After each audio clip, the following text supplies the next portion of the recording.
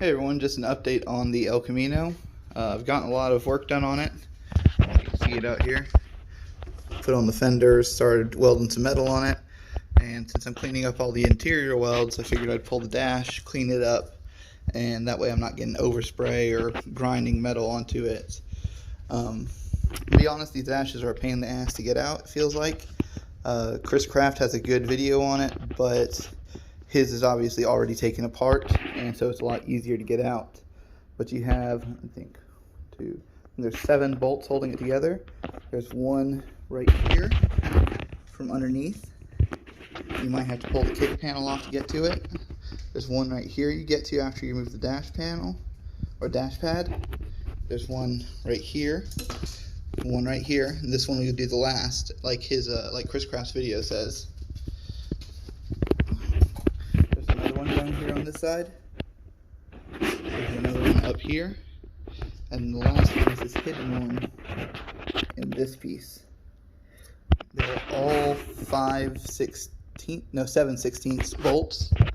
Some of the tricky things when your dash is complete is obviously all the plugs. They're kind of brittle and hard to get off. There is, let's see if I can see it.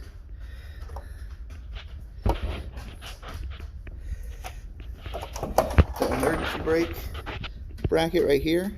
It looks like it should slip out of this little hook. I couldn't get it to do that, so I had to take a pair of pliers and push it out of that hole. A flathead screwdriver will be your friend in getting some of these connectors apart. The fuse box comes out with it because it's attached to the main harness in it. You can get the speedometer off by just pushing this little clip, and you can pull it out versus trying to pull it out with the cluster. It was easier for me to just pull out my HVAC while I had the dash lean forward, and I'll take that out separately versus fighting with it behind there. Other than that, it's just making sure you double checking all your wires. The high beam switch is tied into the fuse box, so make sure you disconnect that. If you have any extra gauges, make sure you pull those through the firewall. But other than that, you have to drop the steering column to get to this screw, which is shown in Chris Craft's video. But it's just a lot more involved than what his video showed, just because everything was obviously still in it. Later on today, I'll go out and give you an extra update on everything else that's going on with the El Camino. Nothing's really happened with the Bronco yet. It's just sitting around waiting for exhaust at the moment, but we'll get there eventually. Alright. So here's where I'm at with the El Camino. I've been working on pulling the wiring harness out of it because the original wiring harness, one, it's like 50 years old, and two, it came with glass fuses, which personally I just don't like dealing with, so I plan on putting an American auto wire harness in it with all the blade style fuses. That's where it came through the firewall. I'm planning on shaving the firewall, getting everything nice and smooth. All the wiring for the LS should be coming through somewhere in here. The computer will be hidden inside. This will really be the only place you'll see wiring coming out, and it'll go straight here to the right, or to the, I guess, the left, because it's the driver's side, and hidden up underneath of this fender. And then it'll be hidden throughout the core support for things like the fans, the lights, and stuff like that. I've been working on pulling the dash out and all the interior. Gotta pull the heater box out next, but I'm cleaning up all these welds because while they are solid, what they're holding, they're just kind of ugly. So I'm gonna try to get them smoother before I put the seam sealer on them. Some up there aren't super great, so I'll re-weld what I need to. And then, if you can see this, there's that. Sorry, you can see daylight through there. So looks like the floor pan didn't quite come to the edge, so I'm going to fix that as well. Surprisingly, all the dash is actually pretty good. There's a little bit of flake right there, but it's nothing structural. It's no real rot. The doors each have a little bit of cleanup that needs right here. I'll just tack weld that with the welder and grind it smooth. I'm not really too worried about stuff like that where they cut out for a speaker. I'll just cover over it. I'm not too worried about having door speakers. Let me get over here. So There's some spots down here that I'm going to try to clean out the best I can and just patch it. I mean, they're not super important, but I'd like to have it as sealed as possible. I do have this back panel in now. Still have some welds over there I need to finish. But I have this side mostly tacked in. It'll be seam sealed through the joint. And I've pulled the sail panels off. I'll be redoing the headliner in it.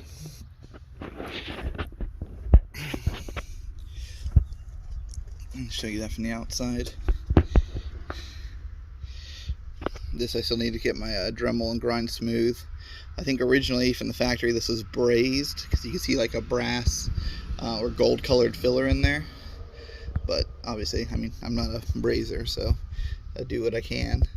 I did use the original shelf. The guy who I bought this from, or who he bought it from, had left the lower shelf in right here from the old one.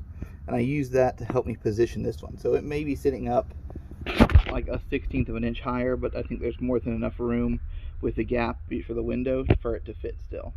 And even with saying that, you can see that this is still a little bit higher.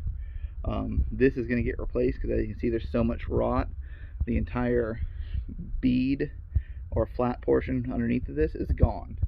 So yeah, I'm going to get a new one of this and get it welded in, which it's welded all the way across, and then it has a weld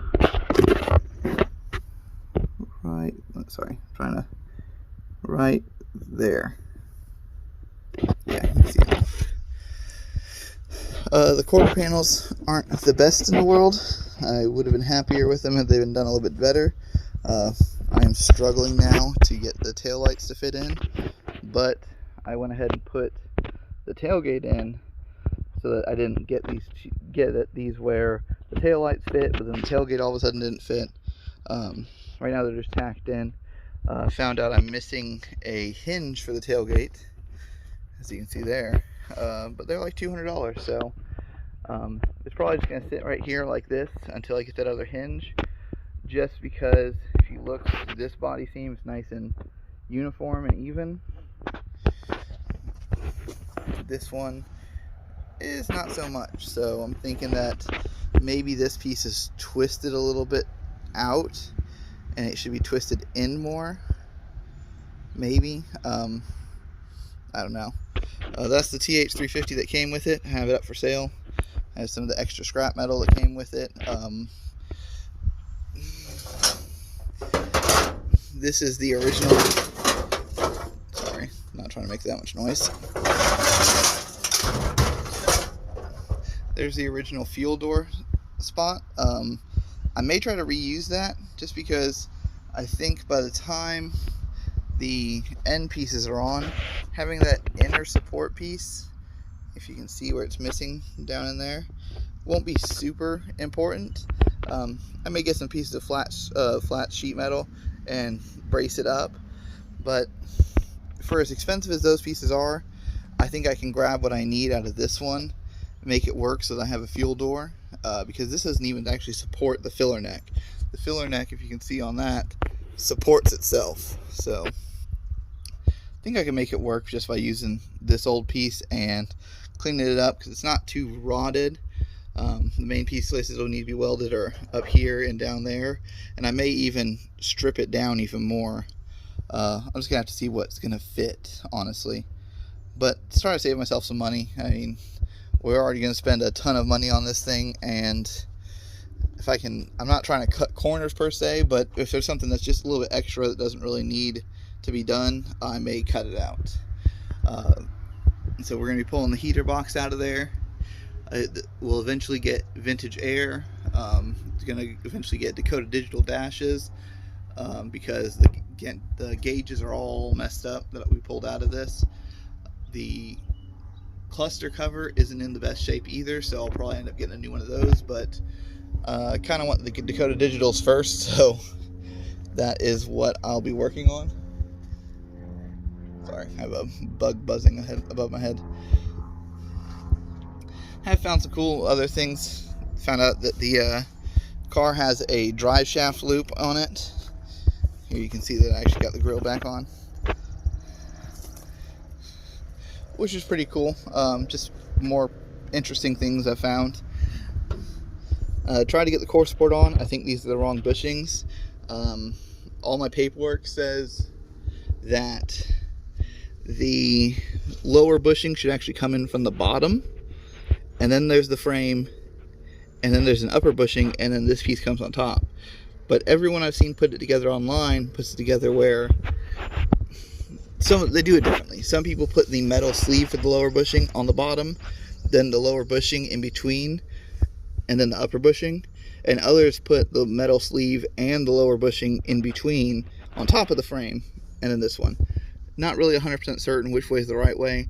I do know that this way, I saw a Detroit Muscle episode where they put the front end on a Chevelle, a 72 Chevelle, and I saw the bushing they used. I have that bushing. It's a little bit taller, so I'm going to try that. I'm not going to try to close the door because right now I'm having issues with it again. But you can see, because it's more gap at the top, less gap at the bottom, the front needs to come up a little bit to close up this gap and open up that gap. And then, I guess last I'll say, the issue I've been having with the door is, if you can see it there, sorry, realizing that this camera is on the opposite side. Let's see if you can see it in there.